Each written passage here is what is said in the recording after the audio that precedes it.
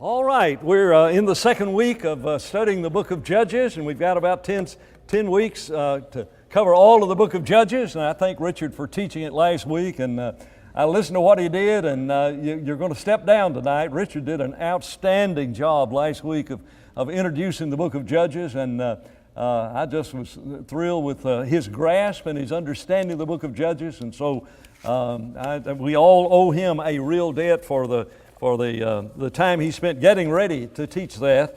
And so we'll cover some of the stuff that he mentioned last week, but we will mention several other things.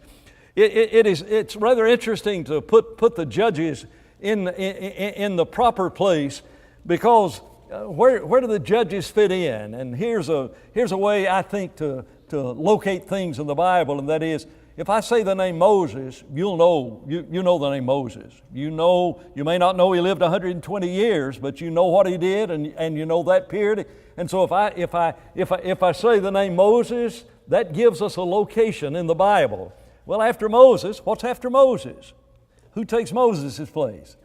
Joshua. Now think real hard, and if your eyesight is good enough, could anybody possibly come up with how long he lived? He lived 110 years. And so, we just finished the study of the book of Joshua, and we're now in the book of Judges. So we've got this time frame. Now, the life of Moses and the life of Joshua overlap, because Joshua was there at Mount Sinai when the Ten Commandments were given. And so it's not really, you don't add the two together to figure out how many years it was since they left the land of Egypt, or since Moses was born down in the land of Egypt. That'll not allow you to do that. But if you mention Bible characters, what happens after Joshua? I mean, you stop and think about it. You outline the Bible sometimes just with Bible characters. If I say who's the first man, you know that, right? And that's one of those characters. And so, who is that first man? Act like you're smart. All right, that's Adam. That's not hard. If I say Adam, you know the story about Adam. You know Garden of Eden. You know the tree of life. You know the tree of the knowledge of good and evil. You know the creation of the world. You know of sin. And so just to say the name Adam gives you a starting place. Then if I say Noah, if you'd never seen a Bible, let me tell you a story about Adam. Let me tell you the story about Noah. And all that is just to mention people's name, and that gives you almost an outline of the Bible. Adam and Noah, and then, Abraham and Isaac and Jacob. And it's not our purpose to talk about all of those characters, but that's the story of the Bible. Adam and Noah and Abraham and Isaac and Jacob and Joseph. If I say Joseph, you associate a geographical location with Joseph. And that's Egypt, yeah. And if I say Moses, does that give you a geographical location? Yep. Moses gets us out of the land of Egypt, or gets the Jews out of the land of Egypt, heads toward the promised land, and Joshua takes them into the promised land. I'm not going to spend a lot of time looking at the things Richard talked about last week, but this is really important, and that is the faithfulness of Joshua's generation. And I thought it was remarkable. Richard just stretched my mind. He gave me some appreciation for the fact, if you had seen Joshua telling you, march around the walls of Jericho, 6 days, once a day, and 7 times on the 7th day, and then after that, how much faith would you have had in Joshua? I mean, you stop and think about it. I don't know how much faith they had when they're out there marching around the walls of Jericho. It could very easily be an unbeliever. Joshua says you do it. I'm a part of the army. I've got to be out there. I've got to do all of this. But whenever you see the reality of what happens, now let's go take Ai, and let's go take the next city, and let's go take down the land of the Amorites. And let's just go ahead and let's just take all of this nation. And I appreciate Richard helping me understand what faith is. Faith is knowing God and knowing what God has done. And you don't have to see a miracle to know what God's done. I mean, you do really believe He was born in Bethlehem. You weren't there when He was born, but you really believe that. You really believe He walked on the water. You weren't there, but you really believe He walked on the water. And it's that faith that those individuals could have in Joshua, because they were able to see what Joshua had done, And we really believe the walls of Jericho. We were not there, but we believe that. But it is that personal knowledge of being around Joshua that gave them faith to do whatever Joshua said. What about us? You know, you weren't there when he took the loaves and the fishes. Wouldn't you like to have been in the front row when he fed the loaves, when he broke that bread and the loaves and the fishes? When he broke that first fish head off, did another head pop on? Did he break the tail off first? I don't know. I try to envision what was happening there, and somebody was there. Somebody saw when he took that bread and he spread that bread out there, and then all of the massive amount of bread that was left over and the basketfuls that were left over, they were there. But if I'd been there, I wouldn't believe it any more than I believe it right now. That really happened. And the faith that they have in Joshua is the faith that we have in Jesus. But I really appreciate Richard making that point. And then Richard talked about that another generation arose. And that is really what we're going to study in the book of Judges. And so for the next 8 weeks after tonight, this is week 2 of a 10-week study. For the next 8 weeks, we're going to study that next generation, and the generation after that, and the generation after that, and the generation after that. And somebody answered the question last week. Betty, didn't he give you a prize? Did he say you get the donut or something? I forget what he said, but whenever he said, you haven't got it yet. We'll have to check with Richard. But I remember Richard asked the question, how many judges there were? And Betty, I guess you're the one that gave the answer, because he says you get the donut. I'm not sure if that's the prize he offered or not, but that's right, there were 15 judges. Now, 13 of those judges are in the book of Judges.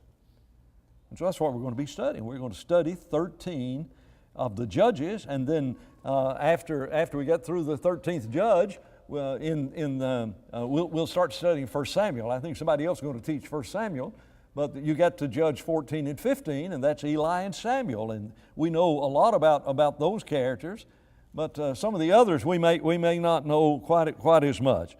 It's rather interesting, and just because numbers fascinate me and things of that nature, to talk about how long the period of the judges last. And so there's some difficulty, and Richard talked about this last week, because you try to add up the number of years there are in the book of Judges, and it's very likely that those judges, some of them would have been that leader at the same time in the southern part. They're living up in the northern part.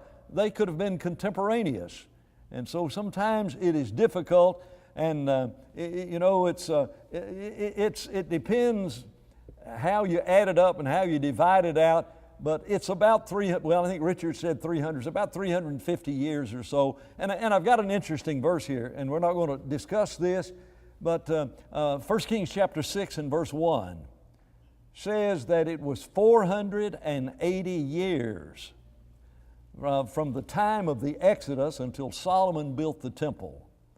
And everything was in the 3rd year of Solomon's reign. And so you take those numbers and take 480 and work backwards, and that's how you develop a situation here about trying to figure out exactly how long the period it doesn't really matter for us to figure that out. We just know an approximate number in relationship to that. But we're not going to look into that. That's more a different kind of study from what we're trying to do here. But he talked about the lifestyle of individuals during that period of time. And they were a nomadic people. For 40 years, they lived in tents. And now they go into the promised land during the time of Joshua. They're not nomadic. They've got houses. They moved out of tents into completed houses. They're now farmers. They evidently weren't doing a lot of farming out there in the wilderness. They're now farmers. And they're vineyards that they have. They didn't plant those vineyards. And it'd be interesting to know how those people whose fathers were how would you describe them? Brick makers out of mud and straw. And now all of a sudden here's their grandchildren in the promised land, and they've become farmers. Now they still have sheep, and they have sheep. They're still shepherds, but they've got farming areas now. And they're a nomadic people, and they're going to become a unified nation when we get to King Saul. And I tried to think in my imagination of what it would have been like and what lifestyle would have been like for them when they first got into the Promised Land. And the thing that came to mind, and this may not illustrate it at all, but go back to the War of Independence, 1776? And let's cross over the Appalachians. Let's go up into the Midwest up there. Let's come down to Tennessee, Kentucky, and Alabama and Georgia. Well, Georgia's one of the original 13. And people who came across the mountains there, they weren't a nation. They were people that moved across, and they set up little villages and set up towns and things of this nature. But there's not a whole lot of national identification. And so it was whenever they got into the Promised Land, they moved into cities that they had that they had not built, but they had no identity as a nation at all. And in my imagination, I think about the settling of the states as they came across the Appalachians, and really almost all the way to California. That's what they were. It was just a group of people, very common, ordinary people, just trying to make a living, trying to hold together and everything. It was not that they were a real unified nation and they had an identity. They had armies. But to have an army, you've got to have men who have weapons. And sometimes they didn't have men skilled enough to make their weapons. And so when we start thinking about them as a nation, during the time of the Judges, sometimes we may need to go back and rethink really what was happening there in relationship to that. Now, Richard talked about this last week. What God wanted them to happen was for them to teach that next generation. Isn't it remarkable that the generation that left Egypt, it's their children that Joshua led into the Promised Land. And do you know Deuteronomy chapter 6? The words that I command you this day shall be in your heart. That's where it starts. And Joshua is saying that to his generation. When Joshua says that in Deuteronomy chapter 6, he's not talking about the guys that left the land of Egypt. He's talking about those who were the children, who when they left the land of Egypt, they'd been born, they were under 20 years of age. And so I say Joshua, Moses calls that generation together just the last month before Moses dies, and he says, and he's talking to the second generation, not the generation that left the land of Egypt. They've all perished in the wilderness. They've numbered the people, and nobody's left alive except Joshua and Caleb and some of the Levites, of those who were capable of going to war. And so he says to that second generation, the words that I command you today shall be in your heart, and you shall teach them diligently under your children. And to talk about them. And the description of how they would talk about them is a description almost, I think, of the guys who've come across the Appalachians. When you're sitting at home, when you're out walking around, when you're lying down, when you're rising up. Think about if you have a history in the church, go back to your grandfather or great-grandfather's generation. And just imagine how life was when they lived on those farms. There weren't a lot of big fancy schools and school buses and athletic programs and Little League baseball. And you look back in that kind of an environment, and sometimes don't you just wish you could go back to that environment again? So you didn't have to deal with all this mess that's out here in this world to impact the rearing of your children.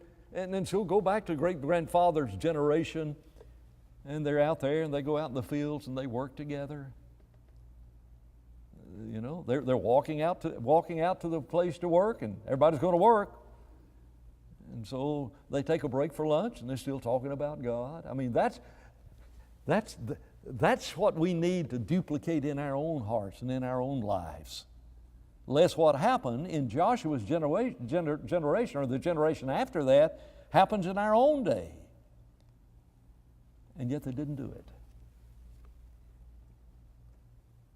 You would think that they would have learned the lesson from looking at mom and dad. Lack of faith. They had the faith. I mean, they conquered the promised land. They really had the faith. But they didn't share it. They didn't pass it on. And I think one of the most difficult things that we have in rearing our children is this in this complex world in which we live, to put faith in the hearts and lives of our children. Now, Deuteronomy 6 still works. Our lifestyle is different from the lifestyles when they came to the Promised Land and the lifestyles of those who came across the Appalachian.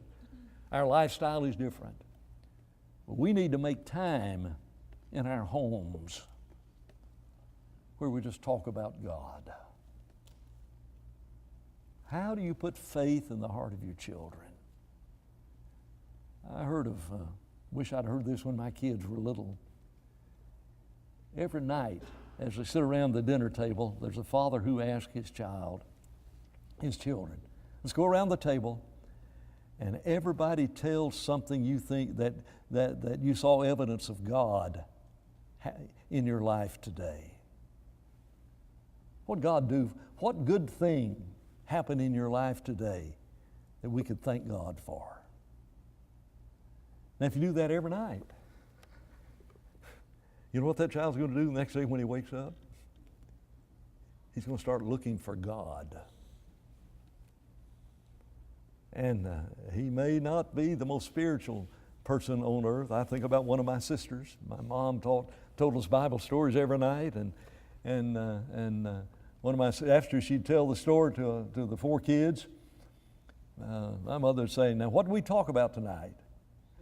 And my sister always said, "Jesus." She had a 50-50 chance, Old Testament or New Testament. That was her standard answer. So I don't know how well she was listening. That's just sort of an inside family Jenkins joke. But it's, but you see, what good thing happened in your life today? Forget about the children. You don't have children at home now. What if you began every day or ended every day? Just by looking back at that day, taking time to meditate about that day and to think about that. That's pretty good, isn't it? And Richard, you may know who this is, and I've heard the story, but I don't know who the preacher was. The older preacher whose wife had been dead for 15 years, and he prayed every night, "God, I am so lonely. I want to go and be with my wife, and I'm ready to die. I'm ready to go. But if there's something I do for you tomorrow, be sure and wake me up." How about that? A lot of us here in those sunset years, you know, and if it hadn't turned gray, it's turned loose. And but just think about that. God, wake me up in the morning if there's something you know what that does when you wake up the next morning? That's keeping God on the practical level in your life. And they didn't do it. And the amazing thing is that even though there was all of this encouragement from Joshua, do you know the names of the judges? Do you think it might be possible for us to memorize the 15 judges in the next 8 weeks? If I tell you the name of the first and the second one and the third one, do you think you could tell me the name of the fourth one? If I say Othniel, Ehud, Shamgar, could you possibly figure out the fourth one? Deborah. Oh, you got a donut. You got the donut prize. I know. I was hoping it was up there, Becky. I mean, not Becky. Yes, Bonnie. Why did I call her Becky? You stop and think about it. That's not hard to learn, is it? And we're going to spend some time. We're going to spend some time talking about Ehud. Ehud's one of my favorite Bible stories. You know why? Isn't that amazing? What do I remember about Ehud? He's left-handed, you know, and somebody held up their left hand just instead of holding up the proper hand, they held up their left hand, and that's true. If you're left-handed, I think it's one of the great stories in the Bible. And he's the only left-handed person that we know about by name in the Bible. I think there's 701 left-handed people mentioned in the Bible as being left-handed. But I find this fascinating. And so if we spend time next week talking about Ehud, you've already got that. Othniel. Who's this guy Othniel? Well, we got to talk about him. There's not many verses devoted to him. But if I tell you that his father-in-law was once a spy that went in to spy out the land. You remember when Moses sent out the 12 spies?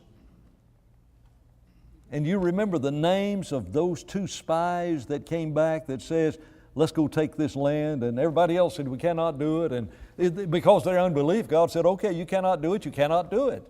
If that's what you believe, that's what's going to happen. If I tell you the name of one of them was Joshua, and he's not related at all to Othniel, could you tell me the other guy that did not die? Caleb, his son-in-law. I don't know if you know that or not. But the story of the Bible is Bible stories. What? I thought it was his nephew. It may be his nephew. I thought I read it, but my memory is not what it used to be. Look at Joshua chapter 3, I think it is. Is it his nephew? Okay. So just go back and do a cut and paste, and every time I have put the word father-in-law, put the word nephew every time I said father-in-law. His nephew was the first judge, Othniel. Ehud? Yeah. Left-handed judge. We're going to talk about that story. I love the story of Ehud. Shamgar is a two-verse judge. He's barely mentioned. And Deborah, I'm amazed how many people know the woman judge. You know, you do Bible drills and everything. Who was the first man? Who built the ark? And who's a woman judge? And every woman in the church almost says Deborah, because she's an important Bible character and she occupies. And so there's a great story connected with Deborah. And I don't know if you remember the victory that was had. And you remember the man that was trying to run away from God's people and went to a tent? You know that story. We'll have to talk about it a little bit more. I don't want to go ahead and tell the story. But he woke up the next morning with a real bad headache because he had a tent stake driven through his head. If you don't know that story, you need to be here, you know. That's all over there in the story about Deborah. I'll bet you know another name, and that's the name Gideon. Gideon. Now I've got Abimelech there because he is the son of Gideon. And there's a great lesson to be learned about Abimelech in relationship to this. Gideon, Abimelech, and then these three are just one word. If you're going to memorize the judges, you know, it's Tola, Jair, Jephthah. And there, if you just make one word out of that, you know, Tola, Jair, Jephthah.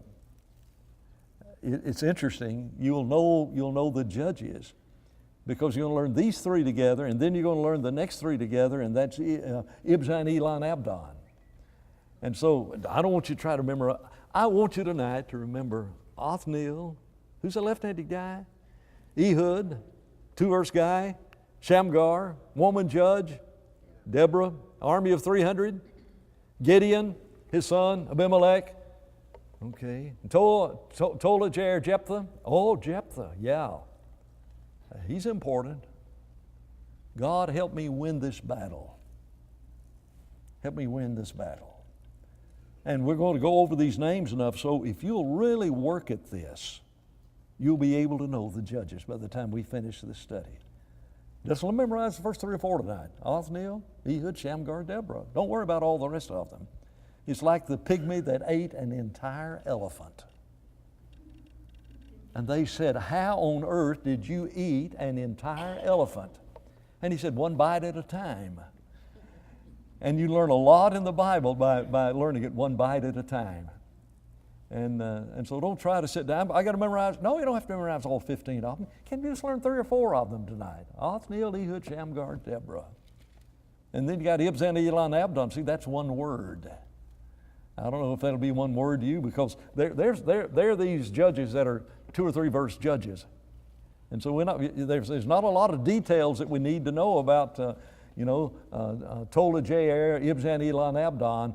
Those are just names, but they're not just names to people in the Bible. But we can't spend a long time talking about Tola, Jair, Ibzan, Elon, Abdon when the Bible doesn't spend a lot of time about it. But they're important because they bridged that tribe that was a nomadic tribe. They bridged that tribe from the time they came into the promised land until, because of the adversity that's in their life for 300 years, they're really becoming a nation because they do have a leader, and that is, it's going to be the judge that is going to be their leader. And then you get you get to those judges, and then these 3 you already know. You don't even have to memorize these last 3. Strong man, Samson, the old judge, Eli, and Samuel. See, you already know those names. So you only have to memorize 12. But you see, if you memorize Othniel, Ehud, Shamgar, and Deborah, plus Samson, Eli, Samuel, you've already got 7 out of 15. You're halfway. If you just pick up another 2, you'll get a D-, and that's passing. And my mom didn't think that was good enough, but I think if I can just get a D- on listening to these judges, I don't know if that's passing grade with God, but it will help you bridge the gap. When does Samson live in relationship to David? I mean, we know these stories. Where does Jonah fit in the Bible? What about Elijah and Elisha? And to try to plug all of them in some places, we know all of these Bible characters, and we can't put them together. I remember being a student at Freed Hardeman. We took biology together. I stack things in my head in a crazy way. I don't know if I told you this or not, but Ron Coleman, other than Judy, the best friend I've got on earth, we study biology together, and we would make up names and funny stories about all of the classifications of all of the animals in biology. And I remember to this day, and I'm going back, how many years ago when I was at Freed Hardeman? Is that 60 years ago? Almost 60 years ago. And the classification for beetles is Coleoptera. Why on earth would you remember that? Well, here's Coleman, that's his name, and so the beetles have come out. You remember the beetles? And I saw Ron, who had a flat top at that time with long hair, and so how could you ever forget Coleoptera? And so we study this, and it's the amazing thing. There were several biology classes that you had. The teacher would teach, several of them, but had the same test for every class. And the day he gave the test, you didn't have to go to class. You went to the test at 6 o'clock that night. And so we had finished our study. We'd finished our regular classes. We went to Ron's room or my room, and we just stacked all of this information. So we headed to the test, and he said, Jenkins, you got it? I said, I think so. I said, Coleman, you got it? He said, yeah.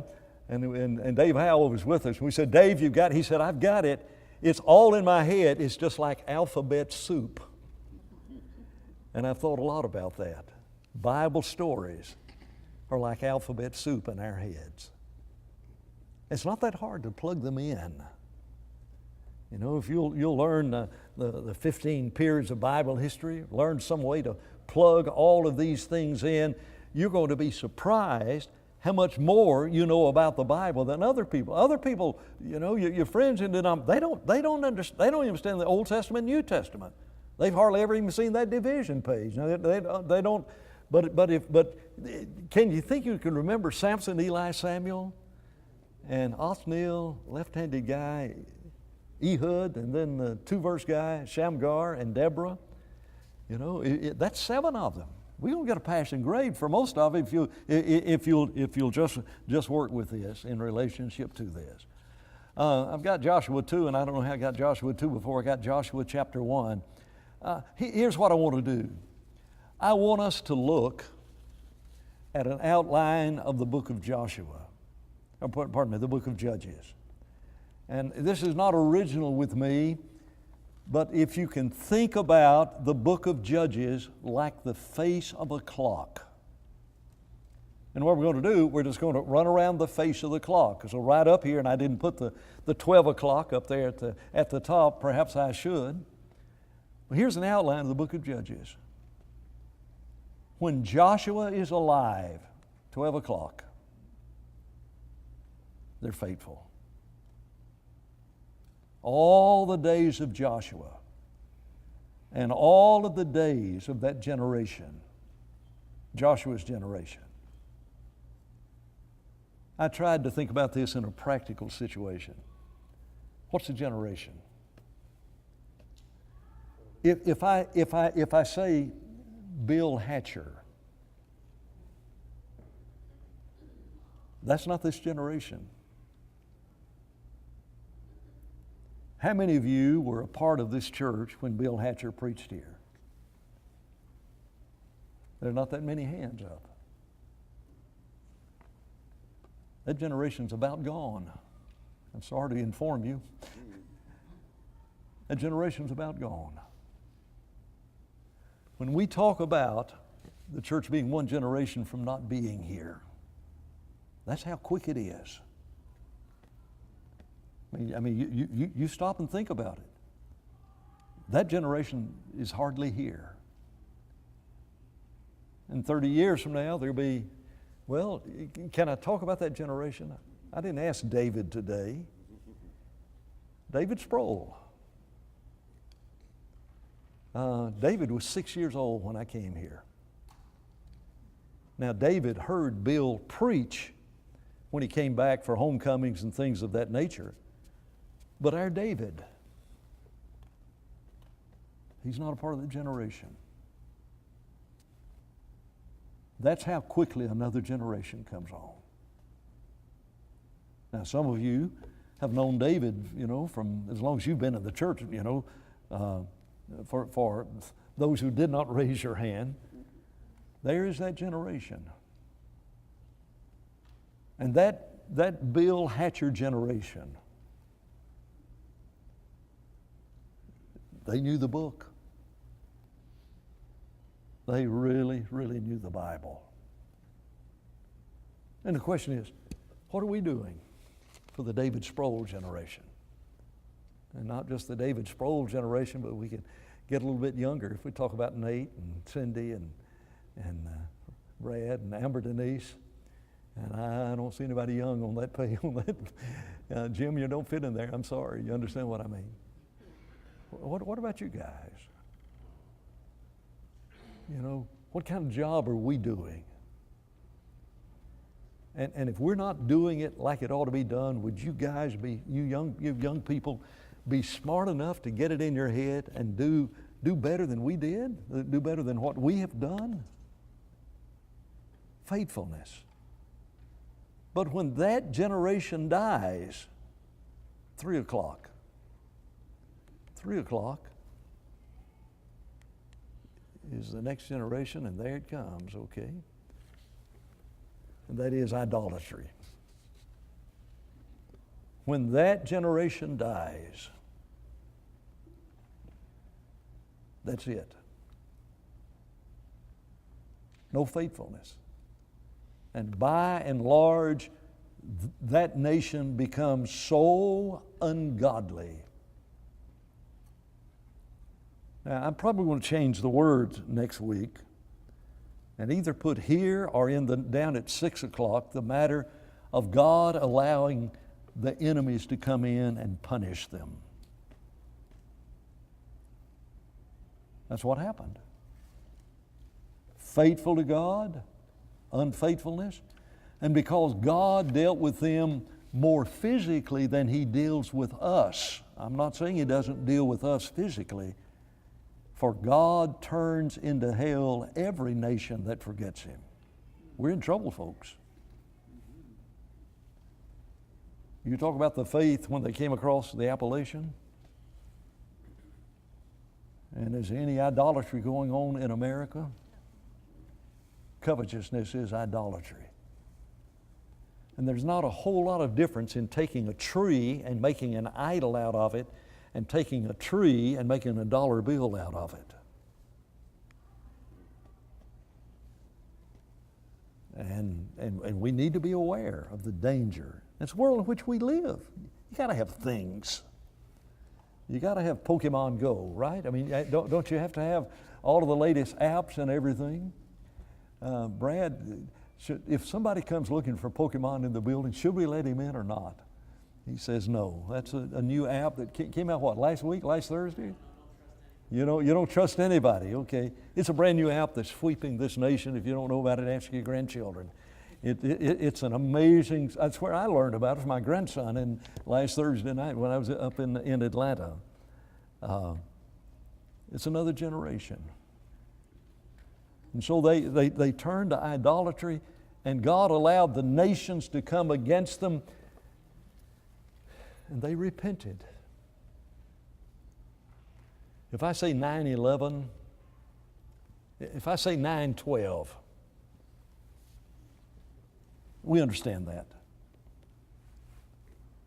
To a former generation, you might have said December the 8th. You might have said December the 7th. That's when it happened. But adversity drives you to God. Righteousness, falling on your knees. What, they're no atheist in a foxhole? You heard that expression? That's not 100% true, obviously. But when the mortar rounds are incoming, and that's where they were. And so whenever they turned away from God, God brought such adversity on them that they turned to God. And God heard them when they prayed.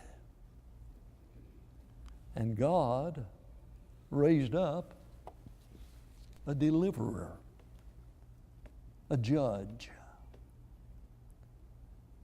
And sometimes I think it might help us understand the book of Judges better if we thought about it being named deliverers. The word deliverer is not used in the book of Judges. But if you can understand where Othniel comes in, and Ehud, and Shamgar, and Deborah, and Gideon, you want to know where here's where they come in. They come in right up here at 9 o'clock. The nation has been driven to its knees because of their ungodliness and their unfaithfulness to God, and they're driven to their knees. And that's the outline of the book of Judges. So here's where we go. Next week, this is where we're going to go. I've got 5 after, Buzz. What time have you got? Should we start ringing some bells here? Okay. You want to go ahead and ring them, I guess. I'm finished, and I can keep going if we want to. But, all right, we're finished. Let's go.